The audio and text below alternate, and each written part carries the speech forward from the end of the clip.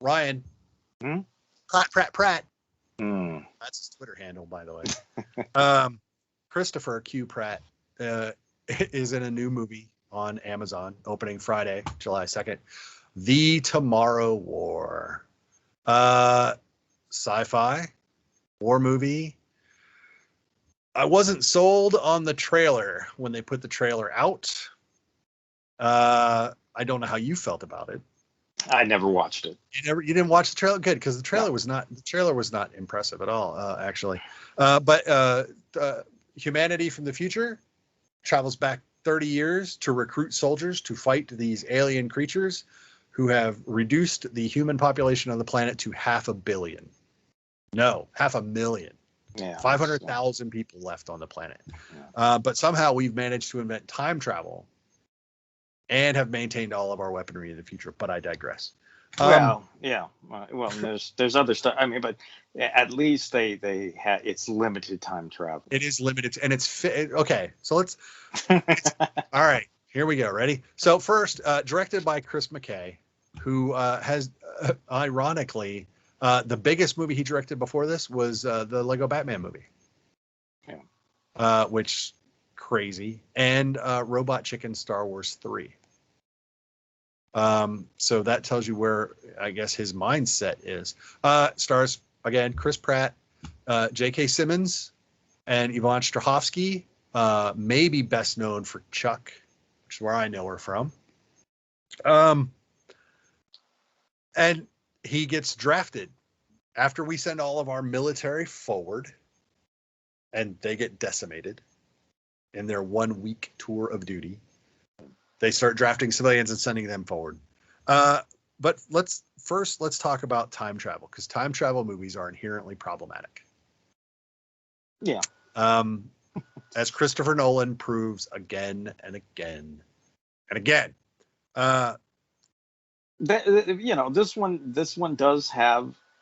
Well, the funny thing. Okay, it appears to have rules, but those rules are never actually confirmed. They're more like they're more like guidelines. Well, and it's more like a conspiracy theory. Well, do you think this is what happens because this, and this, or it's never the scientists who explain the rules. Well, technically it is scientists, but they just puzzle it out because Chris Pratt is a scientist. That's true. That's true. Science teacher.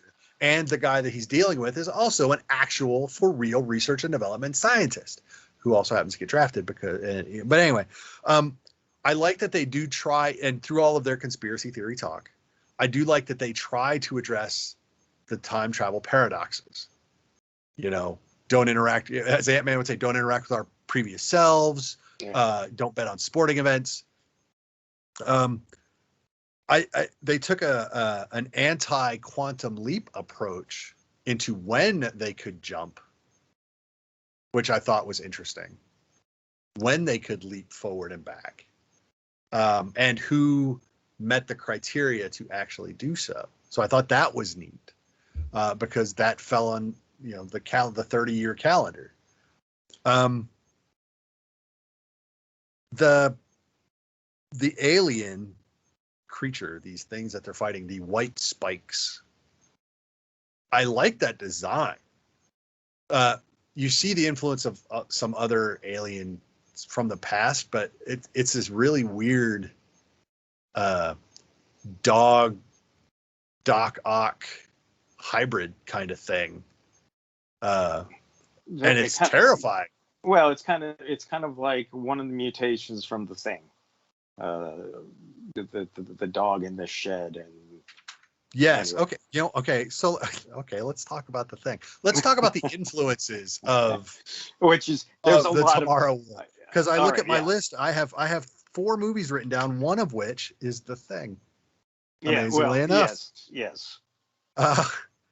So these aliens just magically appeared one day and start decimating the planet. There's no crash, no one sees anything. They just appear and start killing people, and humanity's on the brink of extinction. There's a little bit of Starship Troopers. Sure. Here. There's a little Terminator here. Mm-hmm. There's more than a little alien here. And there's a little thing here. Yeah, in this. a lot of things. And there's a lot of Alien too. Um, so so Chris Pratt is a vet. He fought in Iraq a couple tours, became a science teacher / wannabe hardcore scientist, but he goes forward, and kind of gets put in a leadership position for the week that he's there because he knows what he's doing as a soldier. So they're trying to find a way to kill all the creatures, so there's that subplot going on in the future that they're called forward to try to help. There's him dealing with leaving his wife and daughter in the now to go forward to fight,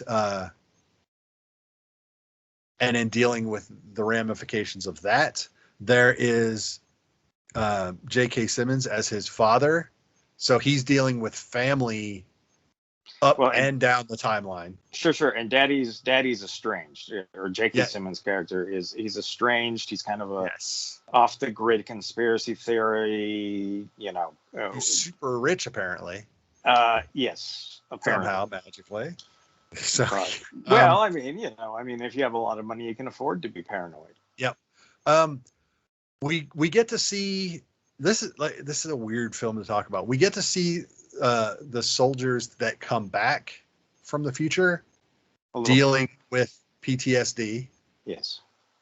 His wife works with veterans in that. We get to watch him. I said, sons repeating the sins of their fathers, because he kind of is following in his father's behavioral footsteps. I called one thing, and I'm not going to mention it. I was wrong about another one, sort of, but the reason why is different. This is not a terrible film. No. It's not terribly original. No. As evidenced by the laundry list of classic science fiction that I cited earlier. The performances are okay. Mm-hmm. Like I said, the effects are cool. It's a well-made film. Mostly. Okay, sure.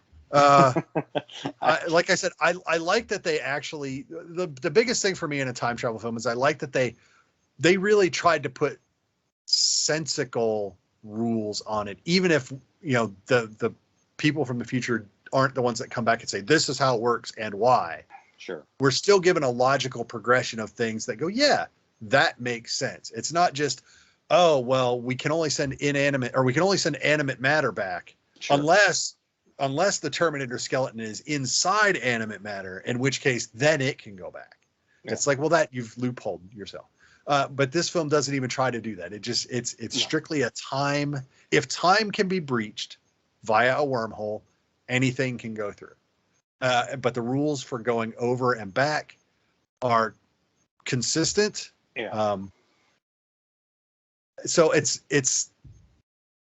I like that but they didn't overcomplicate it, which is nice. No. So that's the biggest thing for me in any time travel film. They've got to at least clear that bar to where you're not just like, yeah, that's no. And it's like, at least in this film, the time travel is okay. I'll buy that. If you buy time travel, I will buy this scenario. And then you just have to decide if the rest of the film is worth watching. And I don't know where you fall. Well, to me, it feels unfinished. In a couple different senses. I think that it probably would have worked better as two movies, but I don't think financially anyone was probably willing to do two movies. Right. So I think we get the first movie, and it feels, fairly complete, and then we get the second movie. You mean when he comes back? Yes. I was like, because I looked at, I was like, oh my God, we still have 30 minutes. Yeah. And so what are they going to do? Well, and then you go, you're going to rush your way through this. Right. And that's, it really felt like half the story got told in a reasonably well, way, and then the last part is just a sprint to cram it. And it's more of a comedy than the first half. It's not a comedy. It's more of a comedy. The tone shifts a little bit, yeah. But there's like, it almost felt like times the movie was afraid of being the serious film that it wanted, and it had a hard time convincing itself that it could be that movie. So I don't know that Chris Pratt. I would say his performance in some of those scenes feels a little shallow when it comes to him learning kind of about who he would become, or the course that he was on, and things. It felt like those scenes could have been more effective than they were. They weren't nearly as deeply developed. Yeah. I hear you. I mean, for me, it's an okay movie. It's fine. I honestly expected it to probably be, I guess, worse. I don't know. Oh no, I did. I won't lie. I totally expected this to be worse than okay, which is what it is. Yeah, but yeah, it is extremely generic in that you watch and you, I mean, you think, oh, I've seen that before. Oh, that again. And part of that problem is we're dealing sci-fi genre where a lot of that stuff has been explored, and I'm not going to say there aren't any new ideas, but we certainly need to put a little more effort into finding those new ideas, or at least relying less on aspects of the genre that we're very familiar with. It's a hard thing. It is. Mean,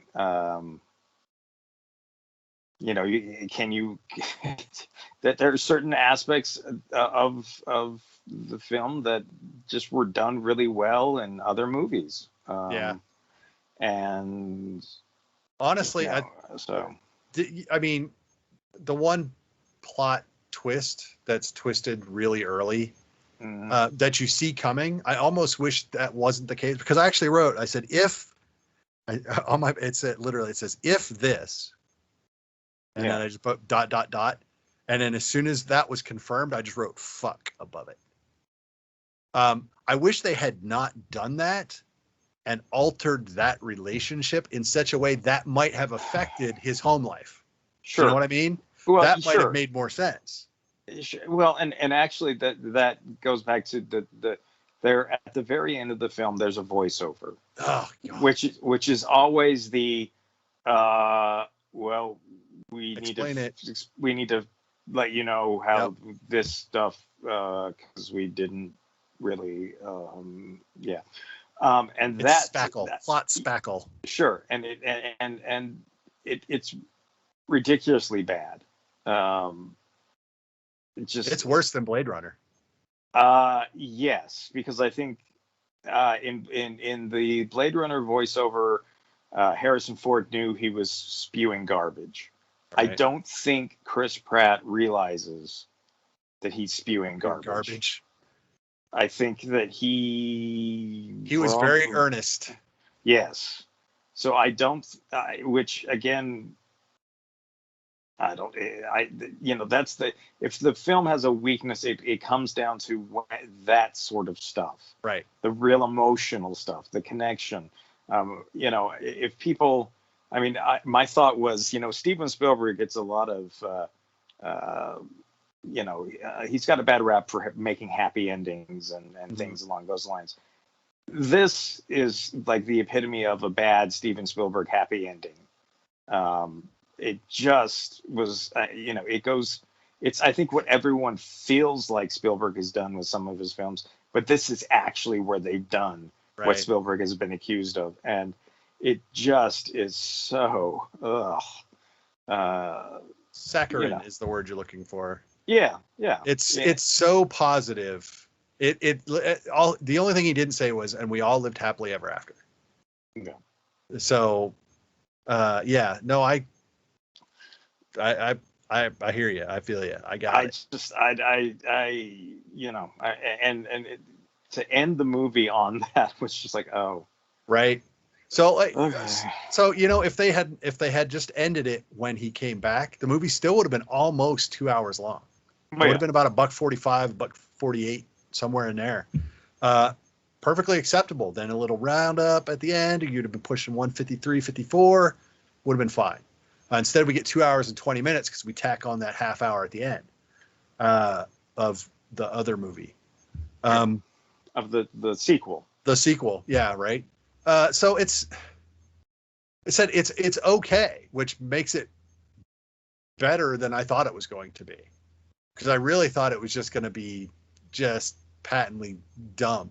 But it is a war movie. It's a family movie with aliens, and we only get those in a couple of big chunks. Yeah. Big CGI battle scenes. Sorry, but then we get that weird other movie at the end. So it's okay. It'll be on Amazon Prime, and they're not going to charge you for it. So if you already pay for Amazon Prime, there's worse ways to spend 2 hours and 20 minutes. And I thought this was going to be one of the worst ways, but it's not. It's okay. It's fine. It's like a 6.5. It's fine. It's just a fine little science fiction movie. But I think also, this is another one of the films that Paramount was initially going to put in theaters, and they kind of unloaded during the pandemic. And watching it, I kind of think it was the right idea. If they'd have edited it a little bit, they might have been able to pull it off. But no, this is probably the better way to go. Yeah, I almost, they sell it and say, okay, well, yep, that movie is what it was and is what it is, and we'll just kind of move on. Move on. Then there you go. So let's move on. Let's move on from the Tomorrow War.